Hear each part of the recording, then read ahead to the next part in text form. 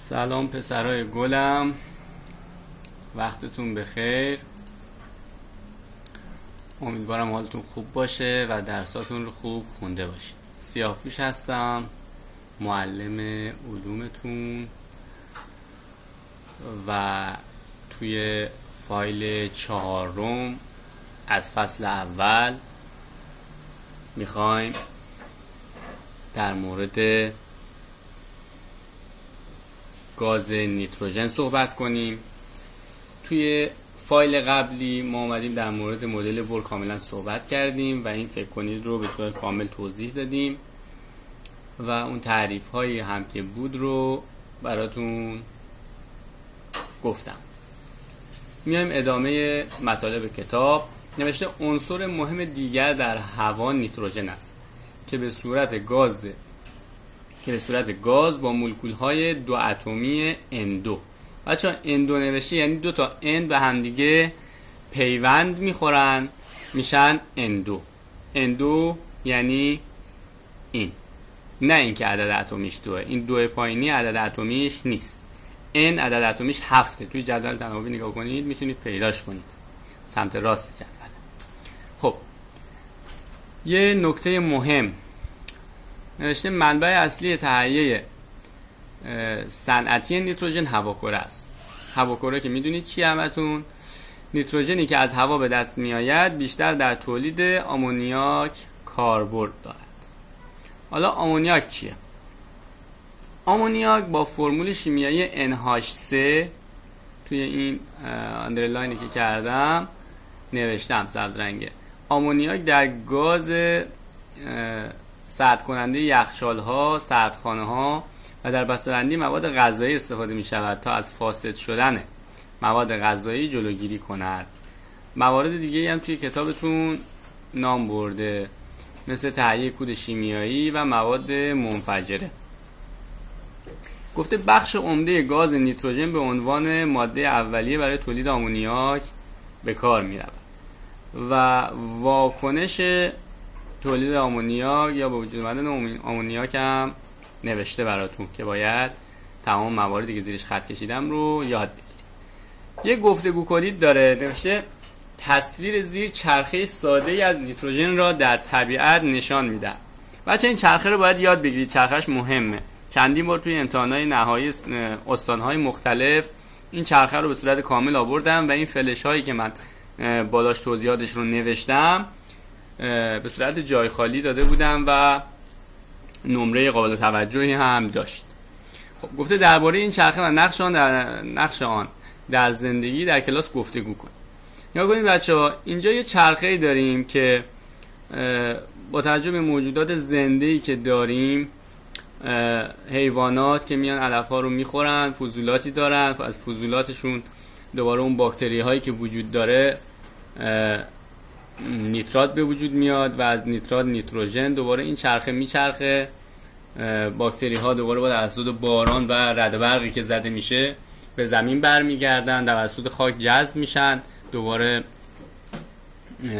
توسط گیاهان از خاک جذب میشن، دوباره حیوانات و چهارپایان میان گیاهان رو میخورن و این چرخه تا بی‌نهایت ادامه داره. و من اومدم اون قسمت فلش هایی که تو کتابتون بود رو، موضوعاتی که مربوط به اون قسمت بود رو نوشتم. باکتری های تبدیل کننده نیترات به نیتروژن، تجزیه توسط باکتری، بقایای گیاهان، جذب توسط رشد گیاه، باکتری های تثبیت کننده نیتروژن، خوردن گیاهان توسط حیوانات و فضولات حیوانی. اینجا توی این چرخه نقطه خاصی نقطه شروع نیست بچه‌ها، از هر جاش ممکنه شروع بشه، ولی معمولاً از ابتدا که حیوانات در حال خوردن گیاهان هستن شروع میشه معمولاً، ولی الزامی نداره برای این داستان. خب میریم ادامه مطالبی که گفتم بهتون. گاز نیتروژن به عنوان ماده اولیه تولید آمونیاک و کاربرداش هم که زیرش خط کشیدم، کود شیمیایی و مواد منفجره.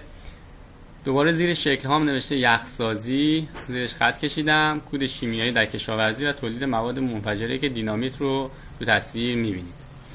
یه نکته مهم پایین دارم که اون رو توی فایل قبلی براتون توضیح دادم. نوشته در مدل اتمی بور تعداد الکترون های هر تراز انرژی از رابطه 2n2 به دست می آید که 2 در فرمول توان است، که 2 دوم در فرمول توان است که اونجا توی فایل قبلی براتون توضیح دادم که این دوتا نکته بالای صفحه 6 هم در مورد همون مدل بور بود که توی فایل قبلی در موردش صحبت کردیم.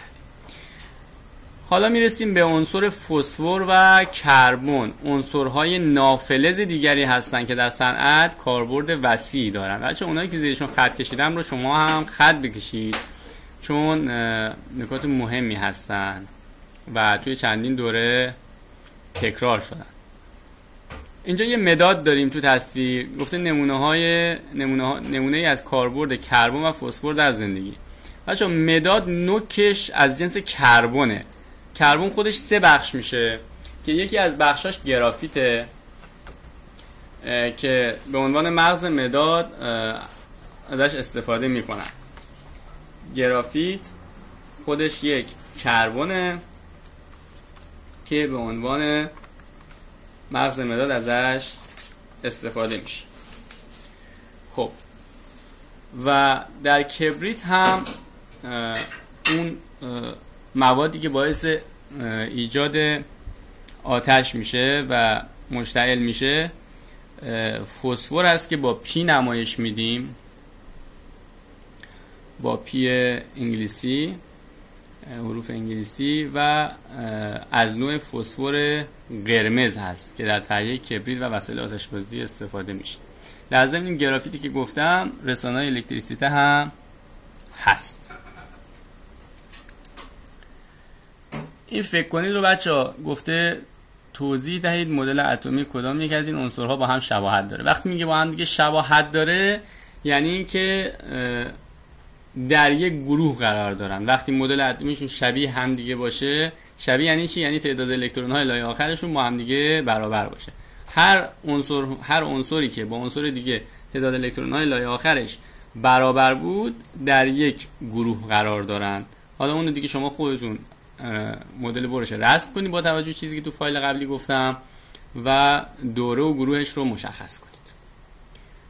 گفته در مورد خمیر دندون صحبت کرده. گفته فلور یک دیگه از موادی است که به خمیر دندون می‌افزایند تا از پوسیدگی دندان جلوگیری کنه. اتم های این عنصر در مدار آخر خود 7 الکترون دارن.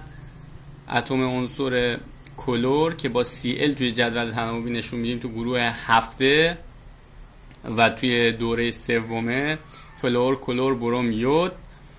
کلور توی گروه 3 نیز از نظر تعداد الکترون مدار آخر مشابه فلور است. گفتم فلور، کلور، بروم، یود. اول فلوره، بعد کلور قرار میگیره، بعد بروم و یود و بقیه عناصر. اینا رو زیرش خط بکشید، مهمه. خب سوال بعدی سوال 6 هست. بنویسید برخی از کاربردهای کلور رو میگه بنویسید. برخی از کاربردهای کلور رو من به صورت دایره یا بیضی قرمز رنگ دورشون کشیدم و مشخص کردم. برخی از کاربردهای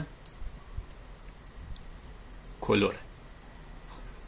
میرسیم به طبقه بندی عناصر که فکر میکنم برای این فایل تا اینجا کافی باشه که طبقه بندی عناصر رو توی فایل بعدی یا جلسه بعدی براتون توضیح میدم. پسرای گل من خسته نباشید. خداحافظ.